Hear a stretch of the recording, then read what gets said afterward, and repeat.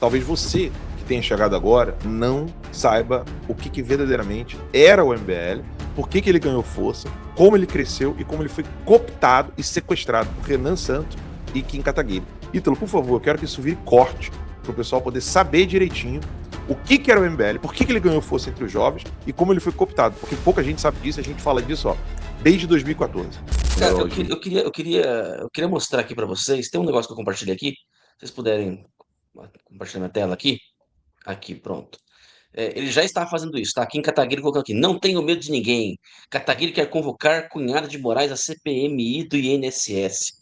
Aí tem um rapaz aqui, um perfil aqui, o Maverick Joker, que deu uma lapada fenomenal. Falou assim, ó, não tenho medo de ninguém. Sabe qual é o problema dessa frase, Kim? Não é que ela seja mentira, é que ela chega tarde demais para ser levada a sério por qualquer pessoa que tenha acompanhado a sequência dos últimos atos dos últimos anos, dos seus atos dos últimos anos. Coragem tem um componente que nenhum marqueteiro consegue fabricar e nenhum grito em caixa alta consegue simular: o relógio. E o relógio é implacável. Em 29, deixa eu aumentar a tela aqui. Em 29 de agosto de 2019, está registrado nos anais da Câmara dos Deputados, você subiu à tribuna e disse com a própria boca, abre aspas, foi aprovado um destaque de minha autoria que basicamente derruba um veto parcial do presidente da República, fecha aspas. O destaque que você apresentou junto com o líder do DEM viabilizou a votação em separado que derrubou o veto à Lei 13.884 por 326 votos a 84, criando pena de 2 a 8 anos por denunciação caluniosa eleitoral, o dobro do homicídio culposo. Você, aqui, Kim, né? Você colocou nas mãos do sistema jurídico brasileiro um instrumento punitivo contra quem denuncia e depois assistiu em silêncio enquanto o mesmo sistema usava instrumentos punitivos cada vez mais brutais contra jornalistas, contra influenciadores, contra cidadãos comuns que ousavam questionar o poder. Não estou dizendo que a lei era idêntica ao inquérito das fake news. Estou dizendo que você demonstrou com esse ato que a sua inclinação natural nunca foi proteger quem fala, foi punir quem fala errado segundo critérios que o próprio Estado define. E essa inclinação explica tudo o que veio depois. Enquanto Moraes derrubava canais, censurava jornalistas e transformava inquérito sigiloso em instrumento de perseguição pessoal, você estava ocupado se autodeclarando de direita anti-bolsonarista, como se isso fosse medalha de honra e não confissão pública de que o seu inimigo principal nunca foi o sistema que perseguia, era quem incomodava a sua marca política dentro da direita. Cada vez que você atacava quem denunciava os abusos do STF, cada vez que chamava de radical quem pedia impeachment, cada vez que fornecia a narrativa de que questionar o Supremo era antidemocrático, você dava ao sistema exatamente o que ele mais precisava: legitimidade vinda de dentro do campo adversário. Um editorial da Folha contra a direita vale pouco, porque todo mundo sabe de onde vem. Mas quando alguém que se diz de direita repete a mesma narrativa, isso vale ouro, porque neutraliza a resistência interna e isola quem luta. Você fez esse serviço de graça durante anos, Kim, e fez com convicção ou com cálculo, tanto faz, porque o efeito prático é o mesmo. E agora que o Banco Master escancarou o que qualquer observador atento já sabia, que Moraes trocava mensagens com o banqueiro fraudador no dia da prisão, que a esposa dele embolsa 129 milhões, que 35 senadores de 9 partidos assinaram a CPMI, que impeachment foi protocolado, que a convocação para depor cara a cara já está na mesa. Agora que o custo político de atacar Moraes caiu a zero e defender Moraes virou suicídio eleitoral, agora você aparece com letras garrafais gritando que não tem medo de ninguém e que vai para cima de todos. Olavo identificava esse fenômeno com uma clareza que cortava como navalha. Em toda crise existe o sujeito que passa a guerra inteira calculando e no dia em que a vitória se torna inevitável, aparece na linha de frente com um fuzil que nunca disparou, reivindicando o heroísmo de quem sangrou de verdade. Esse sujeito é mais nocivo do que o inimigo declarado, porque o inimigo declarado, pelo menos você sabe onde está. Esse se infiltra entre os vencedores e corrompe a vitória por dentro. transformando em capital político próprio o sacrifício que outros fizeram enquanto ele assistia de camarote. Você não entrou na política para combater bandido nenhum. Você entrou para construir uma marca. E a marca sempre ditou cada posição que você assumiu. E a internet, Kim, essa mesma internet que você agora usa para gritar em caixa alta, é a mesma que guarda cada vídeo, cada entrevista, cada discurso do plenário, cada destaque apresentado, cada posição tomada e cada silêncio calculado. Nada desaparece. E nenhuma quantidade de letras garrafais reescreve o que o relógio já registrou. Tá aí. Olha, foi uma lapada, só que ainda faltou o Luciano Ayan, pedofilia Faltou, encontrada no não, faltou, não. computador. O que faltou dava um livro. Dava um livro, dava um livro. Dava um livro. O que faltou. Gente, quando começaram a abrir a caixa preta do MBL, meus amigos, é que o MBL, hoje em dia, ele não merece uma caixa preta. Ele não tem a relevância, né, para merecer aí um dossiê que seja, né? Mas a hora, se um dia ele chegar nesse ponto, meus amigos, vai ser o maior voo de galinha da história.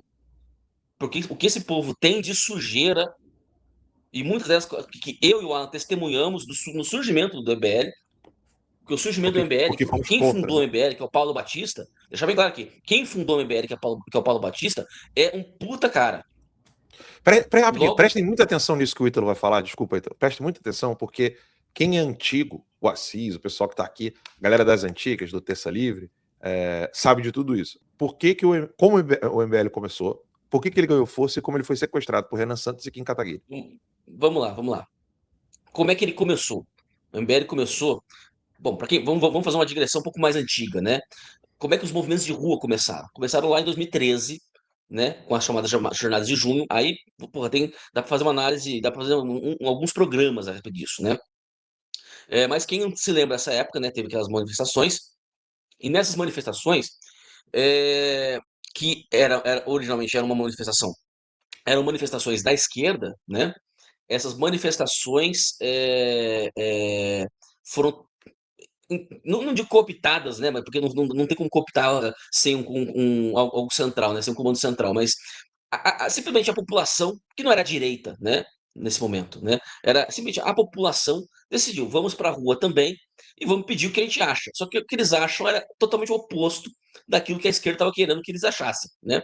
Então começaram a pedir privatização, começaram a questionar o governo Dilma, começaram a fazer um monte de coisa que não era a ideia. A Dilma tinha proposto ali já estava na gaveta já uma constituinte exclusiva, que era golpe de Estado. Não tem outra leitura que se possa fazer daquele negócio, né? Era uma proposta de golpe de Estado, de fato. Viu que opa, não foi pro lado que eu queria, já tirou essa história da Constituinte para trás, e enfim, o resto, né? Muita gente conhece, virou algo já tradicional da direita, ou na anti-esquerda, como você quiser, né? Na época ainda a massa estava meio amorfa ainda, né? Mas virou algo tradicional ir para a rua protestar, né? No final de 2014, houve a reeleição da Dilma, uma reeleição estranha, mas que era uma eleição que estava ali Dilma e Aécio, né? Então era mais do mesmo, né? 2014, ainda o Teatro das Tesouras acontecendo, né? Enfim, em algum momento surge, agora não vou saber exatamente precisar em que momento, mas no final de 2014 surge o MBL, o Movimento Brasil Livre. Nessa época, o Kim Kataguiri ele era um personagem da internet, né? Ele tinha o canal dele, ele fazia alguns hangouts, fez até colava algumas vezes, né? Já estava colando lá com a figura do Olavo, mas era um cara que sempre falou de economia, não falava de outras coisas, não falava de conservadorismo. Tanto que teve momentos em que ele apareceu no Pânico lá do Emílio Surita, e ele destaca, falou assim, não sou conservador, eu sou liberal, né? Ele deixou bem claro. Então, a linha dele era o liberalismo. Nessa época, quem criou o MBL, o Movimento Brasil Livre, foi um cara chamado Paulo Batista. Paulo Batista é um cara muito liberal, né, na economia, um cara manja muito da economia, porém é um cara que é um cara conservador, é um cara do nosso time, né? Eu gosto Filho muito de do Paulo pastor, Batista. evangélico, cristão. exatamente, um cara cristão, um cara conservador, eu acho que ele não é pastor, mas ele fala na igreja dele, enfim, Não, o pai dele era pastor. O pai o dele pai era dele é pastor. pastor, acho que o pai dele é pastor, exatamente, né? E aí o MBL surgiu nesse ambiente, né, com o Paulo Batista. E estava muito bem, né? Obviamente, Paulo Batista, né, começou a angariar outras pessoas dentro do MBL, o MBL começou a, a, a crescer, né? Teve ele cresceu bastante no Nordeste também, eu lembro dessa época, né? O MBL do Nordeste cresceu. Em algum momento, e aí eu não me lembro, eu vou dizer para você que eu não me lembro exatamente a explicação, mas o Paulo Batista ele foi retirado pelo Renan Santos e o Renan Santos e o Kim Kataguiri tomaram o MBL. Eu Tomando o posso, eu MBL, posso, eu posso só relembrar como que foi isso diga, aí? diga. Eles faziam um trabalho na periferia para ensinar jovens como criar pequenos negócios e lutar contra a força do Estado, ensinando sobre teoria de mercado, ensinando os jovens o porquê que a economia liberal era tão boa. Só que o Paulo Batista fazia campanha pró-vida. E aí isso foi inadmissível para o Renan Santos e para o Kim Kataguiri. E essa foi uma das maiores tretas deles com a gente, lá em 2015, porque nós queríamos falar do Foro de São Paulo e da Agenda Pró-Vida nos caminhões das manifestações. Eu estive, por exemplo, junto com outras pessoas, à frente da primeira manifestação do MBL no Rio de Janeiro, dia 12 de março, 12 ou 15. 12, não lembro se foi 12 ou 15 de março Dia de 15, 2015. 15 de março. 15, né? Então, 15 de março de 2015, eu estava no caminhão. Foi de lá que eu soltei o grito que depois espalhou pelo Brasil inteiro. A nossa bandeira não será, a nossa bandeira jamais será vermelha. E eu vim de graça, porque eu falei, pessoal, estou vindo lá de Morro Agudo, Nova Iguaçu. Eu morava em Comendador Soares, Nova Iguaçu, conhecido como Morro Agudo. E eu falei, ó, eu vim e eu vim de graça. Quem mais veio de graça? Aí a gente gritou e ficou aqui, o Brasil inteiro gritando, né? Eu vim de graça e a nossa bandeira jamais será vermelha. E aí, nessas manifestações, quem era aluno do Olavo estava proibido de participar depois dessa primeira manifestação, porque a gente falava do Foro de São Paulo e da Agenda Pró-Vida. E isso foi inadmissível, inclusive essa Agenda Pró-Vida do Paulo, que não é o Paulo Figueiredo, tá, pessoal? Paulo Batista. Ele, sim, fundador do MBL, foi retirado pelo Renan Santos e pelo Kim Kataguiri, sobretudo, acho que pelo. O Kim ainda era bem menininho. O Renan Santos é quem realmente tomou a frente e roubou o movimento do Paulo.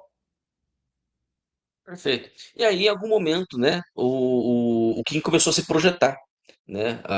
É a história da marca, né, que o texto falou, né? Porque ele começou a se promover pessoalmente e exemplo de promoção pessoal é a tal daquela marcha pela liberdade, né? Que você tinha a população engajada nas ruas já se organizando nas ruas mesmo, né? Mudando o eixo, obrigando os políticos a irem até São Paulo e Rio de Janeiro, né? O que eles fazem? Eles desmobilizam essa estrutura toda, desmobilizam a população que estava se engajando fim de semana após fim de semana para manter uma manifestação permanente, e eles começam a marchar e a pé até Brasília, se promovendo pessoalmente, né? Uma promoção pessoal, para chegar lá e fazer o quê? Entregar um pedidinho de impeachment pro Eduardo Cunha, que obviamente sentou em cima, mas naquele momento, aí você teve revista procurando Kim, colocando a revista internacional, acho que a Times fez uma reportagem sobre o Kim Kataguiri, né? O jovem que comanda as multidões do Brasil, né? Sabe, um negócio assim esquizofrênico, né? Esquizofrênico, os caras acharem realmente que o povo estava indo para rua porque o Kim pediu. Sabe, um negócio assim maluco, realmente maluco, né? Mas é nesse momento que aí o MBL se consolida, né? E começa a se consolidar como uma disputa com o Jair. E eles não, eles, em momento algum, dali para frente, essa mentalidade de nós somos a verdadeira direita e o Jair Bolsonaro tá roubando nosso protagonismo, se instalou no MBL de um modo que até hoje não saiu. E não vai sair nunca, porque é do caráter deles.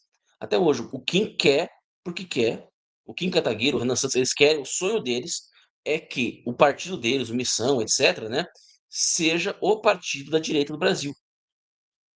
Né? Ou seja, ocupe o lugar que o Jair Bolsonaro ocupou. Óbvio que não vai acontecer, mas é só para explicar para vocês o que explica, né, essa hostilidade que tem com o Bolsonaro.